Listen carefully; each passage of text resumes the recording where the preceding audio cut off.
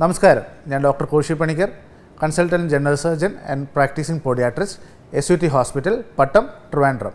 നമ്മളിന്ന് സംസാരിക്കാൻ പോകുന്നത് ഒരു ഡയബറ്റിസ് ഉള്ളൊരു രോഗി കാൽ അല്ലെങ്കിൽ പാദ സംരക്ഷണം എങ്ങനെ ചെയ്യണം എന്നുള്ളതാണ്.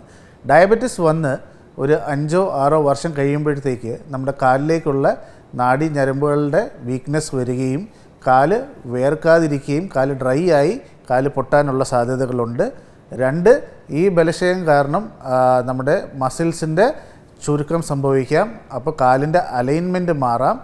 അങ്ങനെ നമുക്ക് നടക്കുമ്പോൾ പ്രഷർ കൂടി കാലിൻ്റെ അടിയിൽ വ്രണങ്ങളോ അല്ലെങ്കിൽ മുറിവുകളോ ഉണ്ടാവാം. അതെങ്ങനെ ഉണ്ടാവുമെന്ന് വെച്ച് കഴിഞ്ഞാൽ, നമ്മൾ നടക്കുമ്പോൾ ആ പ്രഷർ ഡിഫറൻസ് വരികയും ആ ഒരു ഏരിയയിൽ കട്ടിയുള്ള ചർമ്മം ഉണ്ടാവുകയും അതിൻ്റെ അകത്ത് വീണ്ടും വീണ്ടും റിപ്പീറ്റഡ് ആയിട്ടുള്ള പ്രഷർ വരുമ്പോഴത്തേക്ക് അതിൻ്റെ ഉള്ളിലൊരു മുറിവുണ്ടായി അത് പഴുത്ത് ഒരു വ്രണം ആവുകയാണ് ചെയ്യുക. അപ്പോൾ നമ്മൾ എന്ത് ചെയ്യണമെന്ന് ചോദിച്ചു കഴിഞ്ഞാൽ, ഡയബറ്റിസിന് ഒരു മരുന്നെടുക്കുന്ന ആൾ ഫിസിഷ്യനെ മാത്രമല്ല ഒരു പോഡിയാട്രിക് സർജനെയും കൂടെ 6 മാസത്തിൽ ഒരിക്കലൊന്ന് കാണുക. നെയിൽസ് എല്ലാം ട്രിം ചെയ്യുക. എല്ലാ ദിവസവും കാല് ശ്രദ്ധയോടെ നോക്കുക. മുറിവുകളോ അല്ലെങ്കിൽ കട്ടിയുള്ള ചർമ്മം ഉള്ള ഏരിയ ഉണ്ടെന്നുണ്ടെങ്കിൽ ഒരു പോഡിയാട്രിക് സർജനെ കണ്ട് അത് ഷേവ് ചെയ്ത് കളയുക.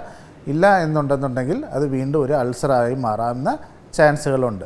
പിന്നെ നമുക്ക് ഡയബറ്റിക് ഫുട്വെയർ, അതായത് നമ്മുടെ കാലിൻ്റെ പ്രഷർ പോയിൻറ്റ്സ് നോക്കി അതിനനുസരിച്ചുള്ള ഫുട്വെയർ കസ്റ്റമൈസ് ചെയ്ത് ഇടുന്നതായിരിക്കും ഏറ്റവും ഉചിതം.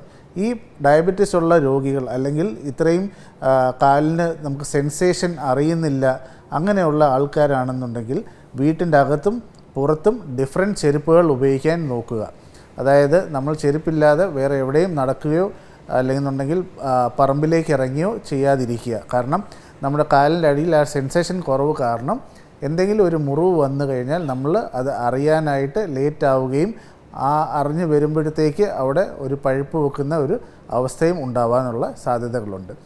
എന്താണ് ഈ പോഡിയാട്രിക് സർജൻ എന്നുള്ള ഒരു പോസ്റ്റ് എന്ന് വെച്ച് കഴിഞ്ഞാൽ, അതായത് നമ്മുടെ പാദ സംരക്ഷണം, അതായത് ഉണങ്ങാത്ത മുറിവുകൾ ഉണക്കിയെടുക്കുന്ന ഒരു ഡോക്ടർ അല്ലെന്നുണ്ടെങ്കിൽ ഒരു ഡിപ്പാർട്ട്മെൻറ്റാണ് ഈ പോഡിയാട്രി എന്ന് പറയുന്നത്. അതായത് എത്ര കാലപ്പഴക്കം ചെന്ന മുറിവുകളും എത്ര ഡയബറ്റിസ് ഉള്ള മുറിവുകളും നമുക്ക് ആ ഒരു ഏരിയ നമുക്ക് പുതിയ ടെക്നിക്സ് ഉപയോഗിച്ച് ഉണക്കിക്കൊണ്ട് വരാൻ പറ്റുന്നതാണ്. ഇതിനെക്കുറിച്ച് എന്തെങ്കിലും സംശയങ്ങളോ അല്ലെങ്കിൽ കമൻസോ ഉണ്ടെന്നുണ്ടെങ്കിൽ കമൻറ്റ് സെക്ഷനിൽ പോസ്റ്റ് ചെയ്യുക. ഞാൻ റിപ്ലൈ തരുന്നതായിരിക്കും. Thank you.